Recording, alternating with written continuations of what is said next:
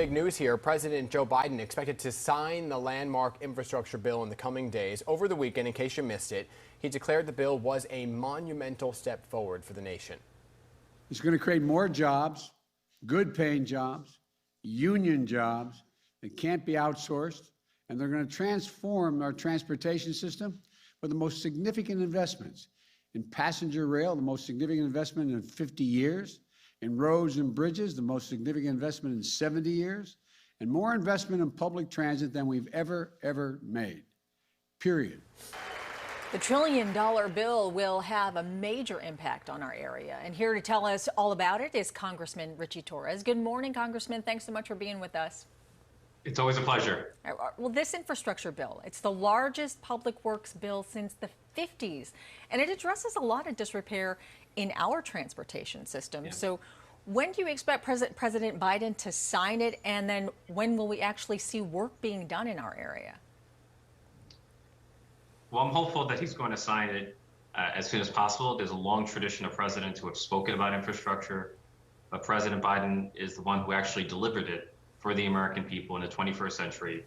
The bipartisan infrastructure investment represents the largest investment in public transit, the largest investment in clean energy and clean water and electrification, all of which is critical to combating catastrophic climate change.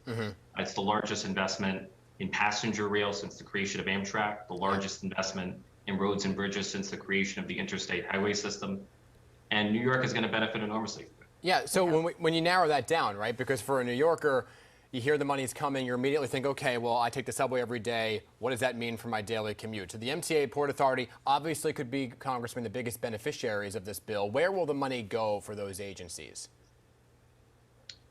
So New York City has a stake in both the MTA and Amtrak. The MTA alone will receive $11 billion. It's the largest public transit system in the country. And more funding from the MTA means more funding for buses and subways and rail. It means more funding for the Metro North stations in the Bronx or the 2nd Avenue subway in Manhattan.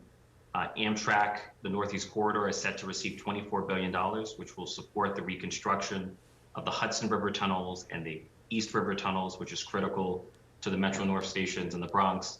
So these are massive infrastructure projects that are going to gain momentum as a result of the bipartisan infrastructure investment. So you actually think that we're going to see something happening pretty immediately once it's signed? Yeah, I mean, keep in mind that infrastructure unfolds over a long period of time. These are long-term investments in the future of our country, but we're going to see real progress. And when combined with the Build Back Better Act, the bipartisan investment will create, on average, 2 million jobs every year over the next 10 years. And the vast majority of those jobs are going to be available to those without a college degree. Right.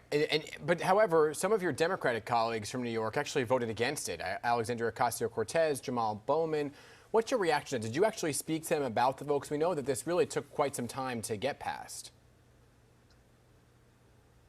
Look, it's not my place to characterize the position of others. I mean, I proudly voted for the bill because it included historic investments in roads and bridges and highways and waterways and ports and airports, in clean water, clean energy, broadband expansion. The bipartisan investment is going to do an enormous amount of good for an enormous number of people, and it's a win for New York, and I was proud to vote for it. So this Democratic infighting that was going on, did that have anything to do with the delay then in getting this passed? Look, there's a reason we compare legislating to sausage making, but keep in mind that we've made history, and we're on the verge of making even more history. And in the long arc of history, people are not going to remember the messiness of the legislative process. People are going to remember the magnitude of what we have achieved here. And we are going to make the largest investments in American infrastructure in the history of our country. And people remember the end product rather than the process. Well, sure, and if it impacts their daily life, that's certainly what they're going to remember. But right now, at this specific point in time, how that sausage gets made and the conversations that are happening behind closed doors is really something that has come to light because Democrats had some stunning upsets in last week's elections. And the big question is, what is going on within the Democratic Party to address some of these issues?